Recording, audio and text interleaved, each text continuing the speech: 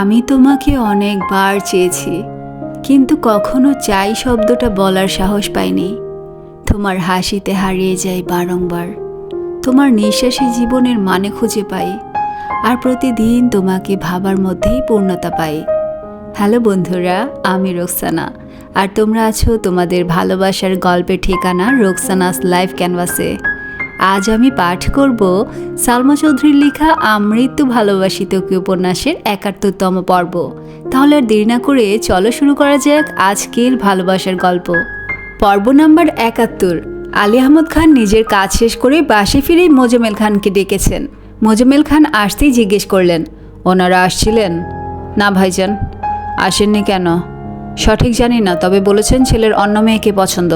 তাহলে আর কি, আপাতত ছেলে দেখা বন্ধ করে কাজে মনোযোগ দে। সামনে ঈদ আসতে চললো, এবার ঈদ আমি কিছু করতে পারবো না, যা করার সব আবির আর তানভীর করবে। আলী আহমদ খান চিন্তিত কণ্ঠে শুধালেন, ওরা কি পারবে? পারবে না কেন? বড় হয়েছে, দায়িত্ব নিতে হবে না? আচ্ছা বলে দেখিস, কিন্তু আপাতত ছেলে দেখা বন্ধ রাখ। আলী আহমদ খান গম্ভীর কণ্ঠে বললেন, ঠিক আছে রাখলাম বন্ধ, কিন্তু ভালো ছেলে পেলে অবশ্যই বাসে নিয়ে আসবো। আগে দেখ ভালো ছেলে পাস কি না। মোজাম্মেল খান রাশভারী কণ্ঠে শুধালেন, তুমি কি আমার সাথে ঠাট্টা করছো ভাইজান? আলী আহমদ খান মেকিস্বরে বললেন, ঠাট্টা করব না তো কি করব? এই বলিস ছেলে ভালো, পরিবার ভালো, অথচ ছেলে বাসা পর্যন্ত আসেই না। আমি কিভাবে বুঝবো ভালো নাকি খারাপ? মোজাম্মেল খান প্রখর তপ্তস্বরে বললেন, ঠিক আছে, এরপর আমি গিয়ে ছেলেকে বাসায় নিয়ে আসবো। আলী আহমদ খান উদাসীন কণ্ঠে বললেন, আচ্ছা আসলে আমাকে খবর দিস। এইদিকে মেঘ একটু পরপর বেলকনিতে যাচ্ছে, আবিরের জন্য অপেক্ষা করছে। হঠাৎ বাইকের শব্দ শুনতেই বেলকনিতে ছুটল। তানভীরের পেছনে আবির বসা। আবিরকে দেখেই মেঘের মুখে হাসি ফুটল। আবির রুমে গিয়ে ফ্রেশ হয়েই বিছানায় ল্যাপটপ নিয়ে বসেছে। প্রায় ১৫ থেকে ২০ মিনিট পর মেঘ আসছে। ভেতরে না ঢুকে দরজায় হেলান দিয়ে দাঁড়িয়ে আবিরকে দেখছে। আবির পূর্ণ মনোযোগ দিয়ে কাজ করছে। হঠাৎ নিজের ফোন নিতে হাত বাড়াতেই মেঘকে নজরে পড়ল। মেঘের চোখে মুখে প্রশান্তির হাসি।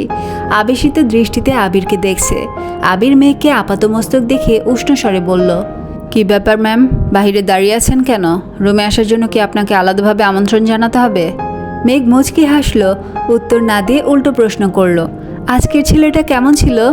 আবির নিঃশব্দে হেসে বলল, আপনি কেমন আশা করেছিলেন? রাজপুত্রের মতো। আবিরের আখি যুগল খানিক প্রশস্ত হলো। সহসা ঠোঁটের কোণে হাসি ফুটে উঠেছে। অতঃপর আবির স্বাভাবিক কণ্ঠে বলল, রুমে আসুন ম্যাম। না, আপনি কাজ করুন। আবির ল্যাপটপের দিকে এক পলক তাকিয়ে চাপা স্বরে বলল, রাত অনেক হয়েছে, ঘুমাতে যান। মেঘ শান্ত স্বরে বলল, ঘুম আসতেছে না। আবির আকস্মিক ভ্রুকুচকে সন্দেহের দৃষ্টিতে তাকিয়ে প্রশ্ন করল, কেন? আবিরের অভিপ্রায় বুঝতে পেরে ঠোঁটে হাসি রেখে মেঘ অত্যন্ত গুরুতর কণ্ঠে জবাব দিল, হবু জামাইটাকে খুব মিস করছে। আবির সঙ্গে সঙ্গে ল্যাপটপ বিছানায় ফেলে দাঁড়িয়ে হুঙ্কার দিয়ে উঠল, কি? মেঘ সশব্দে হেসে এক দৌড়ে নিজের রুমে চলে গেছে। আবির এগিয়ে গিয়ে রুমের দরজায় কিছুক্ষণ দাঁড়িয়ে রইল। মেঘের করা ছোট ছোট দুষ্টামিগুলো আবিরের বরাবরই খুব প্রিয়। আবির রুমে এসে আবারও কাজে মনোযোগ দিল। ঘণ্টাখানেক পর মেঘের নাম্বার থেকে একটা মেসেজ আসছে, মিস ইউ। অনেকটা নিচে লেখা, হবু জামাই। আবির মেসেজটা দেখে আবারও হাসলো। ঘড়িতে তখন ১২টার উপরে বাজে। আবির রিপ্লাই দিল, ঘুম না আসলে ছাদে আসুন, তানাদের সাথে আড্ডা দিয়ে আসি। ২ মিনিট বাদেই মেঘ মেসেজ দিল, আমি ছাদে আছি। আবির এক লাফে বিছানা থেকে নেমে দ্রুত দৌড়ে ছাদে গেল। তানাদের প্রতি মেঘের এক আকাশ সমান ভয়, যার জন্য সন্ধ্যার পরে আবিরের রুমটাও পার হয় না। আবিরের উপর রাগ করে একদিন রাতে ছাদে এসে বৃষ্টিতে ভিজেছিল, আর আজ দ্বিতীয় দিন। আবির ছাদে আসতেই মেঘ দীর্ঘ নিঃশ্বাস ছেড়ে গম্ভীর কণ্ঠে বলল, আমি কি আপনাকে বিরক্ত করেছি? মেঘের মাথা থেকে পড়ে যাওয়া ওড়নাটা আবির দুহাতে আবারও মাথায় তুলে দিল। লোকে বলে রাত বিরাতে ছাদে তানারা ঘোরাফেরা করে। তানাদের নজর যেন মেঘের উপর না পড়ে, সেই ভয়েই আবির মেঘের কপাল পর্যন্ত ওড়না টেনে দিয়েছে। চিরচেনা গায়ের গন্ধ নাসারন্ধে প্রবেশ মাত্রই মেঘের অন্তঃস্থলে শিহরণ জাগে। মৃদু আলোতে মেঘের দিকে তাকিয়ে আবির মোলায়েম কণ্ঠে বলল, মাঝে মাঝে বিরক্ত কি জিনিস বুঝতেই পারি না। মেঘ নিজেকে সামলে উত্তেজিত কণ্ঠে জিজ্ঞেস করল, ওই ছেলেটার সাথে দেখা করেছিলেন আপনি? আবির কপট রাগ দেখিয়ে বলল, ওই ছেলের ব্যাপারে কথা বলার জন্য আমার কাছে কোনো সময় নেই, চলে যাচ্ছি আমি। আবির ঘুরতেই মেঘ আবিরের হাত চেপে ধরল। আবির আর চোখে তাকাতেই মেঘ সঙ্গে সঙ্গে হাত ছেড়ে ধীর কণ্ঠে বলল, আপনি বলেছিলেন তানাদের সাথে গল্প করবেন। আবির মনে মনে আড়লো, আমার তো আপনার সাথে কথা বলতে ইচ্ছে করছিল, থানারা তো বাহানা মাত্র। মেঘ আর আবির মুখোমুখি দুটো সিঙ্গেল সোফায় বসা, কারো মুখেই কোনো কথা নেই। মেঘ নীরবে বসে নিজের হৃদয়ের প্রবল ধুকপুকানি সহ্য করছে, ক্ষণে ক্ষণে আবিরের দিকে তাকাচ্ছে। তবে আবিরের নিগুড় দৃষ্টি দেখে স্থির থাকতে পারছে না, কথা বলতে গিয়ে বারবার কথা গিলছে। ধীরে ধীরে শরীর ঘামতে শুরু করেছে। শ্বাসরুদ্ধকর পরিস্থিতি সামলে মেঘ আচমকা ডাকল, আবির ভাই। সুপরিচিত কণ্ঠস্বরের চিরচেনা জবাব, আবিরের মোহমায়া জর্ণ মেঘ বিমোহিত নয়নে আবিরকে দেখে ঢোক গিলে উষ্ণস্বরে জানতে চাইল, আব্বু এমন করছেন কেন? মেঘের আকুল কণ্ঠে বলা কথাটায় আবির নড়ে চড়ে বসল। ধীর কণ্ঠে বলল, জানি না। আপনি এভাবে আর কতদিন আমাকে বাঁচাবেন? জানি না। মেঘ একটু রাগী স্বরে বলল, আপনি কি কিছুই জানেন না? আবির মেঘের দিকে তাকিয়ে মলিন হেসে বলল, তোর কাছে একটা জিনিস চাইব, দিবি? অমনি মেঘের হৃদস্পন্দন বাড়তে শুরু করেছে। আবিরের আকুল আবেদনে মেঘের ভেতর তোলপাড় শুরু হয়ে গেছে। মেঘ তপ্তস্বরে বলল, কি চান? সাহস। আবিরের কথা শুনে মেঘ আনমনে হেসে ফেলল। লজ্জায় চিবুক খানিক নামিয়ে বলল, আপনি আমার কাছে সাহস চাচ্ছেন? আবির ঢোক গিলে শান্তস্বরে বলল, হ্যাঁ চাইছি। কেন? নিজের করা ভুলগুলো প্রতিনিয়ত তাড়া করে আমায়, জানি না কখন কি হবে। যদি পারিস একটু সাহায্য করিস। কিসের ভুল? কি করেছেন আপনি? কিসের সাহায্য চাইছেন? আবিরের শানিত চাহনি মেঘের হৃদয়ের তোলপাড় আরও বাড়িয়ে দিচ্ছে। আবিরের কথার মানে বুঝতে পারছে না, বুকটা ধরাস ধরাস করে কাঁপছে। মেঘ প্রখর নেত্রে দীর্ঘ সময় আবিরকে নিরীক্ষণ করলো, একবারের জন্য পল্লব ফেলল না। আবির দুহাতে নিজের মুখ ঢেকে বসে আছে, ভেতরে ভেতরে কাঁদছে। এটা বুঝতে পেরেই মেঘ তড়িৎ বেগে আবিরের কাছে এগিয়ে গেল। আবিরের মাথায় হাত রেখে উদ্বিগ্ন কণ্ঠে শুধালো, আবির ভাই কি হয়েছে আপনার? মেঘের স্পর্শ পেয়ে আবিরের ভেতরের কান্না কিছুটা প্রকাশিত হলো। আবিরের কান্না দেখে মেঘের রাকিবের গায়ে হলুদের রাতের কথা মনে পড়ে গেছে। মেঘ আর্তনাদ করে উঠল, আপনি কাঁদছেন কেন? কি হয়েছে বলুন আমায়, প্লিজ প্লিজ বলুন। আবির হঠাৎই মেঘের হাতটা শক্ত করে ধরল। আকস্মিক ঘটনায় মেঘের শরীর ঝাঁকুনি দিয়ে উঠেছে। ক্রন্দনরত অবস্থায় আবির কাঁপা কাঁপা কণ্ঠে বলল, আম সরি মেঘ, আম রিয়েলি সরি। আবিরের ক্রন্দিত কণ্ঠে বলা কথাটা মেঘের কর্ণকুহরে প্রবেশ মাত্রই মেঘ কিংকর্তব্য বিমূঢ় হয়ে গেছে। মেঘের বুক ধড়ফড় করছে, গাত্র জুড়ে রক্ত সঞ্চালন তীব্র থেকেও তীব্র হতে শুরু করেছে। বুকের বাম প্রকোষ্ঠে আবদ্ধ হৃৎপিণ্ডে বেধক নাভিশ্বাস অনুভূত হচ্ছে। আবির ভাইয়ের সংগুপ্ত প্রণয়ের অনলে বারংবার আহত হওয়া মেয়েটার হৃদয়ে আজ আবিরের আর্তনাতে সম্পূর্ণ তছনছ হয়ে গেছে। ভীতিকর অযাচিত পরিস্থিতি সামলানোর অনুমাত্র সামর্থ্য মেঘের নেই। মেঘ ক্ষুদ্র আলোতে আশ্চর্য নয়নে চেয়ে আছে আবিরের পরিশ্রান্ত ধৃষ্টতায়। আবিরের হাতে থাকা মেঘের হাতটা থরথর করে কাঁপছে। ক্ষণিকের ব্যবধানে মেঘের অক্ষিপট ভিজে এসেছে। আবির ভাই সরি বলছেন, কিন্তু কেন? চোখের সামনে ঘটা সব কিছু অবিশ্বাস্য মনে হচ্ছে। কাঙ্ক্ষিত ব্যক্তির মুখে অনাকাঙ্ক্ষিত শব্দ অবসহন করতে মেঘের নিজের সাথে নিজেকে প্রভূত বিগ্রহ করতে হয়েছে। মনের আস্তিনের টালমাতাল হাল সামলে মেঘ ভয়ার্ত গলায় জানতে চাইল, আপনার কি হয়েছে? কান্নার তোপে আবিরের কপালের পাশের শিরা উপশিরাগুলো দপদপ করছে। রক্তবর্ণের আখি যুগল আরও বেশি রক্তাভ হয়ে গেছে। আবিরের লাগামহীন ক্রন্দনের সমাপ্তির রেশ মাত্র নেই। মেঘে চোখ ছলছল করছে, দুহাত বরফের ন্যায় ঠান্ডা হয়ে যাচ্ছে। বুকের ভেতরের ঘনীভূত নবস্বর সরিয়ে দীর্ঘশ্বাস ছেড়ে মেঘ ভেজা কণ্ঠে আবারও প্রশ্ন করল, আবির ভাই আপনি কাঁদছেন কেন? আবির ঢোক গিলে মুখ তুলে মেঘের অভিমুখে চাইল। আবিরের চোখ মুখের ধরন অত্যন্ত গুরুগম্ভীর, চেহারায় বিন্দুমাত্র লাবণ্য নেই। মেঘে তুষারের মতো ঠান্ডা দুহাত আবির অতর্কিতেই নিজের গালে রাখল। সহসা আবিরের চওড়া দুহাত দিয়ে মেঘের ছোট ছোট হাতকে সম্পূর্ণ ঢেকে ফেলেছে। আবিরের গালের খোঁচা খোঁচা দাড়ি, সেই সাথে গাল বেয়ে গড়িয়ে পড়া নোনা জলের স্পর্শে মেঘের সর্বাঙ্গে শীতল হাওয়া বইছে। প্রণয়ের পূর্ণতা পাওয়ার শানিত আক্ষেপে যে ধ্বংসের খেলায় নেমেছিল, সেই ধ্বংসলীলা প্রতিনিয়ত বধ করেছে মেঘের নিষ্কুলসিত হৃদয়কে। মনের গহীনে এক বছরে আত্মগোপনে মন্থর গতিতে বেড়ে ওঠা অভিমানের ভাবগুলো আজ আবিরের নিগুড় সংস্পর্শের অনুযোগে রূপ নিতে উঠে পড়ে লেগেছে। নিদারুণ ভীতিপ্রদ পরিস্থিতিতে মেঘ হতবিহ্বল হয়ে আছে। লুকোচুরি প্রেমগুলো মনের অন্তরালেই নিথর হয়ে গেছে। আবিরের নীরের দৃষ্টিতে উদ্বেগ স্পষ্ট। আবির আস্তে করে গলা খাকারে দিয়ে অত্যন্ত নমনীয় কণ্ঠে বলল, অপ্রসন্নতায় ঘেরা জনপদে আমি না চাইতেও বিষল্যকরণের কবলে পড়ে গেছি। পুঁথিগত শব্দে তোকে বোঝাতে আজ আমি অক্ষম। প্রয়োজনে সমস্ত বিপর্যয় নীরবতায় সয়ে যাব, তবু ব্যর্থতা সইতে পারবো না। মেঘ শান্তস্বরে নির্দ্বিধায় বলল, আপনাকে ব্যর্থতা সইতে হবে না। আমি সব সময় দোয়া করি যেন আপনি সব কিছুতে সফল হতে পারেন। আমার বিশ্বাস আপনি সফল হবেন, ইনশাল্লাহ। এবার অন্তত থামুন প্লিজ। আবির ভেজা চোখেই মুচকি হেসে বলল, তবে যে কাউকে অনেক বেশি সহিংস হতে হবে। মেঘ উদ্বেগহীন কণ্ঠে জানালো, কারো সহিংসতায় যদি আপনার সাফল্য অর্জিত হয় তবে সে অমীয় সহিংস হবে। আবির মেঘের হাতের উপর থেকে নিজের হাত ছড়িয়ে মলিন হেসে ঠান্ডা কণ্ঠে বলল, অনেক রাত হয়েছে, ঘুমাতে যান এখন। মেঘ চিন্তিত কণ্ঠে শুধালো, আর আপনি? একটু পর যাব। মেঘ নিজের ওড়নার এক পাশ টেনে আলতোভাবে আবিরের চোখ মুখ মুছে দিচ্ছে।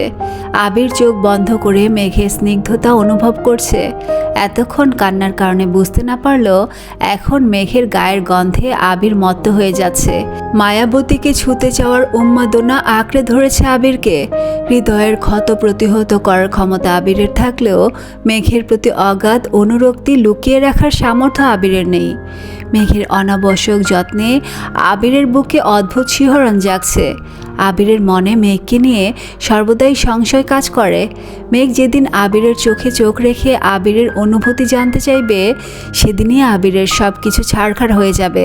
কারণ ওই চোখে চোখ রেখে আবির কখনো মিথ্যে বলতে পারবে না। অন্যদিকে নিজেকে নিজে কথা দিয়েছে, মেঘকে প্রতিশ্রুতি দিবে না, বউ করে নিজের অঢেল ভালোবাসার সমক্ষ প্রমাণ দিবে। মেঘের কান্না চিরতরে মুছে দেওয়ার প্রতিজ্ঞা করেছে। সেসব কিছু ভেবেই বারংবার আহত হয় আবির। মেঘকে সম্পূর্ণ নিজের করে নিতে পারছে না। পরিবার নামক বেড়াজালে বাধা পড়ে আছে। এদিকে মেঘের কান্না কমার বিপরীতে দিনকে দিন বেড়েই চলেছে। আবির প্রতিনিয়ত নিজেকে দায়ী করছে আর অন্তরের উত্তাপে নিজেই ঝলসে যাচ্ছে। মেঘ আবিরের চোখ মুখ মুছে শীতল কণ্ঠে বলল, আমাকে রুম পর্যন্ত দিয়ে আসুন। আবির ভ্রুকুচকে ক্ষীণস্বরে বলল, আসছিলেন কিভাবে? মেঘ চট করে বলে ফেলল, যেভাবে আসি না কেন তাতে আপনার কি, এখন আমাকে দিয়ে আসবেন, চলুন। আবির আর চোখে মেঘের পানে তাকালো। ক্ষুদ্র আলোতেও মেয়েটার ক্রোধিত মুখশ্রী জলজল করছে। আবির মৃদু হাসল। আবিরের হাসি দেখে মেঘ হতাশ হয়ে ভারী নিঃশ্বাস ছেড়ে আকুল কণ্ঠে বিড়বিড় করে বলল, ওই যে দেখুন, দরজায় দাঁড়িয়ে তানার আমাকে দেখে কেমন করে হাসছে। মেঘের আজগুবি কথা শুনে আবির না হেসে থাকতে পারল না। আকস্মিক জোরে শব্দ করে হাসতে শুরু করেছে। আবিরের মুখে হাসি ফুটাতে পেরেছে বলে মেঘ আহ্লাদে গলে যাচ্ছে। আবিরের হাস্যজ্জ্বল চেহারায় অপলক দৃষ্টিতে তাকিয়ে মনে মনে আড়ালো, আপনি যতবার নিরাশ হবেন আমি ঠিক ততবার আপনার মনে আশার আলো জ্বালাবো। আমৃত্যু আপনার পাশে হিতৈষী ছায়া হয়ে থাকব। আবেগে আপ্লুত মেঘের রঙিন ধৃষ্টতার অন্ধকার মুহূর্তে সরে গেছে। রং বেরঙের স্বপ্নে সেজে উঠেছে মনের আঙিনা। আবিরের নজর মেঘের দিকে পড়তেই জিভ দিয়ে ঠোঁট ভিজিয়ে ভ্রু নাচালো। মেঘ লজ্জায় চিবুক নামিয়ে বিড়বিড় করে বলল, আপনার হৃদয়ে অনুভূতি সমাপ্তির পূর্বেই নবরূপে সৃজন করব তৃপ্তির নিকেতন। আবির বসা থেকে দাঁড়িয়ে মোলায়েম কণ্ঠে বলল, ম্যাম চলুন। আবির হাঁটছে, মেঘ আবিরের পিছু পিছু হাঁটছে। কিছুটা আলোকিত ছাদ পেরিয়ে দরজার কাছে আসতেই মেঘ চোখে অন্ধকার দেখছে। হঠাৎ মনে পড়ে গেল, সত্যি সত্যি যদি তানারা এখানে থাকে। মেঘ ভয়ে আবিরের শার্ট খামচে ধরেছে। মেঘের অধীরতা বুঝতে পেরে আবির কিছুটা থেমে মেঘের পিঠ পেরিয়ে অন্য পাশের কাঁধে আলতোভাবে হাত রেখেছে। আকস্মিক মেঘ চিৎকার দিয়ে উঠেছে, আবির তড়িৎ বেগে মেঘের মুখ চেপে ধরে শক্ত কণ্ঠে বলল, আরে পাগল, আমি ধরেছি, তানারা ধরেনি। মেঘ আতঙ্কিত কণ্ঠে বলে উঠল, আপনি এভাবে ধরেছেন কেন? আমি ভয় পেয়ে গেছি, বলে ধরবেন না। আবির নাক মুখ কুঁচকে চিবিয়ে চিবিয়ে বলল, আপনাকে ছুতে গেলে অনুমতি নিতে হবে। মেঘ মনমরা হয়ে বলল, অন্ধকারে ভয় লাগে। আবির কিছুটা সরে গিয়ে শক্ত কণ্ঠে বলল, তোর কাছে ফোন আছে না, ফ্ল্যাশ জ্বালা। No need. কেন? মেঘ দুহাতে আবিরের বাহু চেপে ধরে বলল, আপনি আছেন। আবির নিঃশব্দে হেসে সিঁড়ি দিয়ে নামছে। মেঘের রুমের সামনে আসতেই মেঘ শান্তস্বরে বলল, আপনি কিন্তু এখন আর ছাদে যাবেন না। কেন? আপনি রুমে না থাকলে আমার ভয় লাগে। আবির কপাল গুটিয়ে বলল, আমার রুমে আমি থাকার সাথে আপনার ভয় পাওয়া না পাওয়ার কী সম্পর্ক? মেঘ সাফাই দেওয়ার স্বরে বিড়বিড় করে বলল, মনকে সান্ত্বনা দেওয়ার জন্য পাশের রুমে মানুষ থাকা আবশ্যক। আপনার রুম ফাঁকা থাকলে তানারা আমাকে ভয় দেখানোর সুযোগ পেয়ে যাবে। আবির নিঃশব্দে হেসে বলল, এত বছর যে আমার রুম ফাঁকা ছিল তখন মনকে কিভাবে সান্ত্বনা দিতেন? মেঘ একরাশ বিরক্তি নিয়ে বলে উঠল, আপনি এত কথা বলছেন কেন? ছাদে যেতে বারণ করেছি মানে যাবেন না? কথাটা বলেই মেঘ ফোঁস করে শ্বাস ছাড়ল। আবির ভ্রুকুচকে দু আঙুলে মেঘের নাকে আলতোভাবে চেপে মোলায়েম কণ্ঠে বলল, সরাসরি নিষেধাজ্ঞা দিলেই হয়, মিথ্যে অজুহাত দেখানোর কী প্রয়োজন?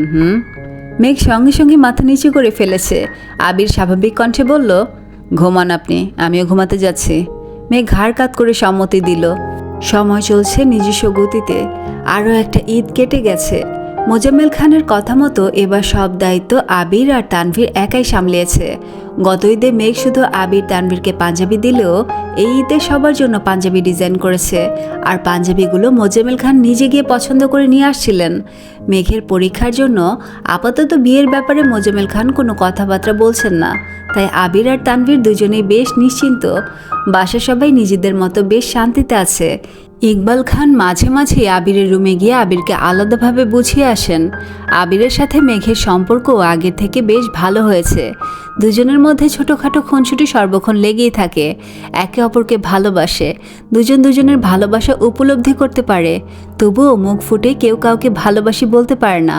আবির যেমন নিজের গণ্ডিতে বাঁধা, তেমনি মেঘও নিজের গণ্ডিতে বন্দী হয়ে আছে। মিনহাজদের ঘটনার পরপর মনে মনে প্রতিজ্ঞা করেছিল, যতদিন পর্যন্ত আবিরের প্রণয়ের প্রমাণ পাবে না ততদিন পর্যন্ত মেঘ আবিরকে কিছুই বলবে না।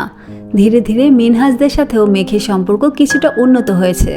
তানভীর নিজের কাজে ব্যস্ত হয়ে গেছে, তবে সময় পেলে আবিরের গাড়ি নিয়ে ভাই বোনদের সঙ্গে নিয়ে ঘোরাঘুরি করে। ফুপ্পিদের বাসার সাথেও যোগাযোগ ভালো হয়েছে। 15 দিন কিংবা মাসে একবার হলেও যাতায়াত হয়। সবার সম্পর্ক ভালো থাকলেও মিম আর আরিফের সম্পর্ক এখনও টম অ্যান্ড জেরির মতো। মেঘ একটুর জন্য চোখের আড়াল হলেই মিম কোনো এক অঘটন ঘটিয়ে ফেলে। আরিফ প্রথম আম্মুর কথা ভেবে মিমের দুষ্টামি সহ্য করলেও এখন আর করে না। সুযোগে দুটার পিছনে লাগে। এই ছিল আজকের আমৃত্যু ভালোবাসি তোকে উপন্যাসের 71তম পর্ব। ভালোবাসা কখনো শেষ হয় না, সে শুধু চুপ হয়ে যায় সময়ের ভিড়ে। কিন্তু হঠাৎ কোনো নীরব মুহূর্তে আবার ফিরে আসে ঠিক আগের মতোই অনুভূতি হয়ে। যদি আজকের গল্পটা তোমার মনে একটু হলেও ছুঁয়ে যায় তাহলে ভিডিওতে একটা লাইক দিও, কমেন্ট করে তোমার অনুভূতি জানিও, আর প্রিয় মানুষদের সাথে শেয়ার করতে ভুলো না। আর এমন অনুভূতির গল্প শুনতে চ্যানেলটি সাবস্ক্রাইব করে পাশে থেকো। আজকের মতো এখানে বিদায় নিচ্ছি। ইনশাল্লাহ আবার ফিরে আসবো নতুন এক অনুভূতি নিয়ে। ততক্ষণ পর্যন্ত ভালো থেকো, সুস্থ থেকো, নিজের যত্ন নিও। আল্লাহ হাফেজ।